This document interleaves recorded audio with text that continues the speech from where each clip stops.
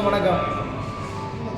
இன்றைய தினம் தூத்துக்குடியிலே பெரிசன் பிளாசாவிலே பரமசிவன் பாத்திமா என்கிற ஒரு திரைப்படத்தை காணுவதற்காக வந்திருந்தோம்.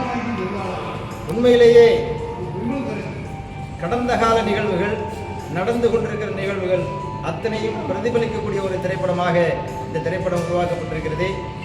உண்மையிலேயே மனதிற்கு மகிழ்ச்சி தரக்கூடிய விஷயம்.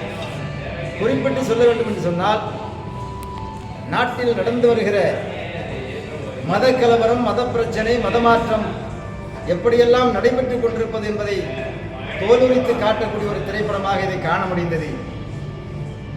இந்த படத்தை இந்துக்கள், பெரும்பான்மையாக வாழக்கூடிய இந்துக்களும் கிறிஸ்தவர்களும் முஸ்லிம் பெருமக்களும் ஒன்று சேர்ந்து ஓரணியிலே வந்து பார்க்கக்கூடிய ஒரு திரைப்படமாக நம்மால் இதை உணர முடிகிறது.